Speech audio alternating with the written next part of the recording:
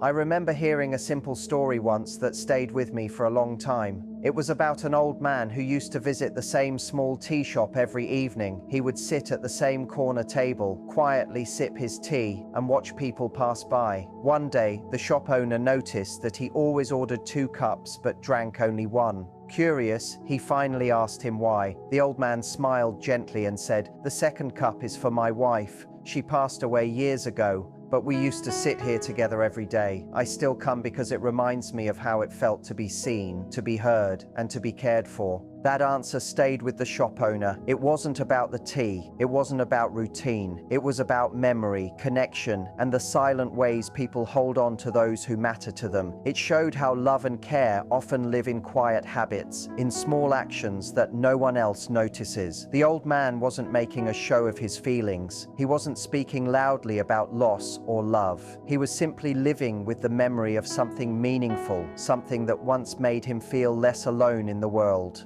And if you think about it, many of us carry stories like that inside us. Stories of people who made us feel calm, understood, and safe just by being there. Sometimes it wasn't the big gestures that stayed with us, it was the way someone remembered the small things, the way they listened without interrupting, the way they noticed when we were tired without us having to explain. Those moments don't seem important at the time, but later they become the ones we remember the most. There is a quiet kind of comfort in being around someone who truly pays attention, someone who doesn't need to say much, but their presence feels steady. It's like walking into a place where you don't have to pretend to be anyone else. You can just exist, and that is enough. In a world that moves fast and demands so much, that kind of connection feels rare. But when it happens, it feels natural, not forced. Many people think strong connections are built on grand moments, big words, or dramatic actions, but most of the time they are built slowly through patience and consistency, through the little things that happen again and again, a simple check-in, a shared laugh, a moment of silence that doesn't feel awkward. These small pieces slowly form something real. That is why this story matters. Because it reminds us that what we give to others in small ways often stays with them for a lifetime. A kind word, a moment of attention, or a simple habit can carry deep meaning. And sometimes the things we don't even notice we are doing can become someone else's comfort. 97% of women over 50 miss the exact moment when a man slowly begins to show interest in them. It is not because they are unaware, distracted, or out of touch with reality. It happens because the signs no longer appear the way they once did in earlier years. He is not going to lean in with a wink and say, "You're beautiful." He will not clearly say, "I like you," or openly ask if you want to sit and have a drink. Instead, he may say something soft, gentle, or very ordinary. On the surface, it can feel small and unimportant, but underneath it carries a quiet meaning and emotional weight. It is like a silent door slowly opening. And if you do not notice it or step through it, that same door closes just as softly as it opened. This is how chances pass by without making any noise. You walk away thinking he was just kind and polite. He walks away thinking, "I guess she is not interested." You did nothing wrong at all. You simply missed the moment because you did not understand what he was truly saying behind his simple words. His tone, his way of asking, and his presence were showing interest, but it was hidden in a very gentle way that was easy to overlook. This message is about the kind of soft, non-obvious questions men ask when they feel something but are not ready to fully open their hearts. These questions sound casual and almost harmless, yet beneath them there are emotional signals. We will look at 8 types of these questions and how to respond in a way that shows warmth and openness without sounding needy or making fast assumptions. After 50, most women do not need to try harder or change themselves. They simply need to notice more clearly. Once you start to see these small moments, you begin to catch signals that once quietly passed you by without your awareness. You begin to hear warmth in words where before you only heard small talk. You start to feel attraction in moments that once seemed normal and unimportant. This is the kind of mature attraction that moves quietly. Before, you may have believed it was only politeness or good manners. Now, you start to see that it can mean much more. Let us begin with the first question. It sounds simple and harmless, but it is one of the quietest ways a man checks the emotional feeling in the moment. When a man asks, "How old are you really?" he is not just looking for a number or trying to be funny. He already knows you are not 30, and he is not asking only to tease or make a joke. What he is truly trying to understand goes much deeper than that. He wants to see how you carry your age. Do you hold it with confidence and calm? Do you feel comfortable in your own skin? Do you still feel alive and full of energy inside it, or is it something you try to hide or avoid? He is watching to see if you accept it and own it. Your response tells him much more than any birth year ever could. It shows how you feel about yourself and how present you are in your own life. If you laugh in a nervous way, avoid the question, or make a tired joke about getting older, he may still smile politely, but inside, something quietly changes, because what he is really looking for is not youth. He is looking for a woman who feels alive in her life right now. The women who shine at this stage are not trying to go back in time. They are the ones who can answer with calm energy and a light spark. They may say something like, "Old enough to know what I want and young enough to still want it," or gently reply, "Do you want my age or my energy?" These types of answers show comfort, confidence, and openness without trying too hard. There was a woman in her early 60s, graceful and kind, with a quiet and attractive presence. She once shared a memory about meeting a man at a music event in a park. He was polite, respectful, and had an easy, natural smile. After they talked for a while, he softly asked, "How old are you really?" She smiled and laughed a little, then replied, "Old enough to know better than to answer that when meeting someone for the first time." He laughed too, but something small and gentle changed in the air. Later, she thought about that moment and said, "I believed I was being clever and playful, but I think I missed something important." And she was right. These soft questions are not just words, they are small invitations. When you respond with avoidance or discomfort, even if he does not say anything directly, he can feel it. Here is what is really happening. As we grow older, we do not just carry years, we also carry fears inside us. The fear of not being seen anymore, the fear of not being desired, the fear of not being chosen the way we once were. Men can sense that quiet energy when they ask questions like this. They are gently checking something deeper. They are asking without asking, "Are you still alive inside? Do you believe you are still worthy of being noticed, wanted, and cared for? Do you still see your own value?" So the next time someone looks at you and asks, "How old are you really?" do not shrink, avoid it, or brush it away like it means nothing. Let it become a moment. Because if he is asking, interest is already there, softly present, waiting for you to notice it and respond with calm confidence. There is already a small spark present in that moment. Your answer either makes it grow stronger or slowly lets it disappear. Another question that often surprises many women is when a man asks, "Why aren't you married?" At first, it may feel too personal or even a little intrusive, but listen carefully to the way it is said. If his tone is soft, thoughtful, and curious instead of harsh or judging, then he is not questioning your past. He is quietly wondering if there might be space for him somewhere in your future. He is not asking to hear your entire life story. He only wants to feel if you are still emotionally open and ready for something new. This is where many women unknowingly move in the wrong direction. Some start explaining everything, sharing stories about old relationships, past heartbreak, and what went wrong over the years. Others become guarded and reply with things like, "Marriage didn't work for me," or "I already went through that phase." What they often do not realize is that both types of responses send a similar message.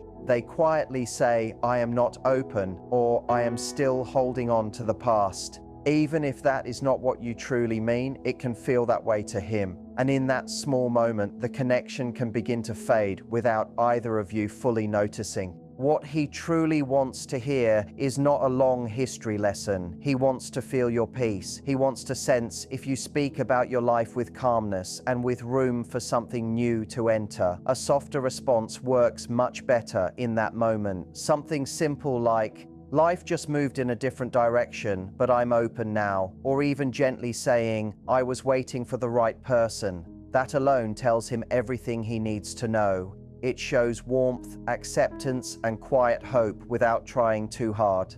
It lets him feel that you are at peace with your past and still open to what life may bring. There was a woman in her mid-60s who once met a man during a casual class. Over time, they shared many light moments filled with laughter and comfort. One day, after talking for a while, he gently asked, "How is someone like you not married?" She suddenly felt unsure, laughed nervously, and quickly changed the topic. He never came back after that. Later, she thought about that moment and realized something important. He was not judging her or questioning her past. He was quietly imagining a future, but the moment passed because she did not see the deeper meaning behind his simple question.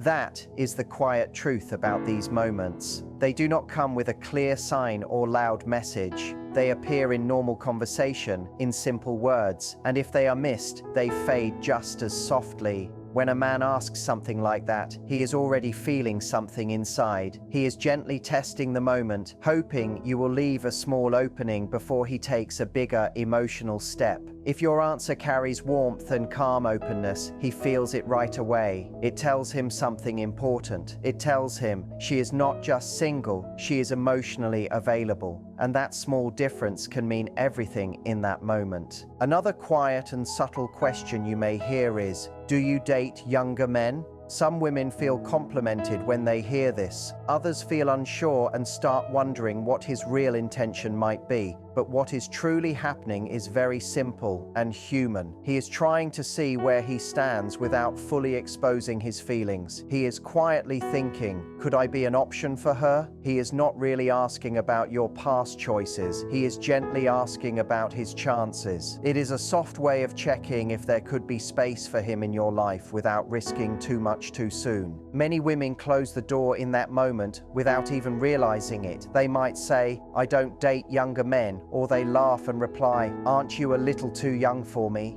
Both answers may sound normal and harmless, but they can feel like a quiet rejection. Even if you meant it as a joke, it can still create distance. A more open reply keeps the moment alive. Something simple like, "I don't focus much on age. I care more about who a person is," or gently saying, "If the connection feels right, age matters less." These responses do not promise anything at all, but they keep the door open and create a little space for something real to grow. And sometimes, a little space is all he needs. There was a woman in her late 50s, creative and full of life, who met a thoughtful man almost 10 years younger at an art event. After a long and easy conversation, he gently asked, "Would you ever date someone younger?"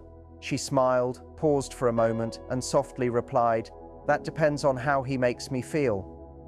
That one simple sentence changed the whole energy between them. It gave him the comfort to move a little closer emotionally. Because at this stage of life, connection is not about numbers. It is about how two people quietly connect, honestly and naturally, in real time. When a man asks if you would date someone younger, he is not trying to act bold or overly confident. He is simply hoping for a small opening. He is hoping for a maybe. He is hoping for a chance to matter in your life. Your answer tells him if he should keep leaning in or slowly step back without making anything awkward. There is another question that may sound like simple conversation, but carries more meaning underneath. He might ask, "What kind of man do you usually go for?" It sounds light and normal, but it is not just small talk. He is not trying to compare himself to a list. He is quietly trying to understand if he could be someone you might be open to. Some women answer this by naming many traits: tall, funny, successful, adventurous, someone who loves animals. But when you list too many details, he may start to feel like an outsider trying to match a checklist. It creates distance without meaning to. What works better is leaving space for him instead of closing the door with too many specifics. You might say something gentle like, "I'm drawn to men who are calm and kind," or "I care more about how someone makes me feel than whether they match certain standards."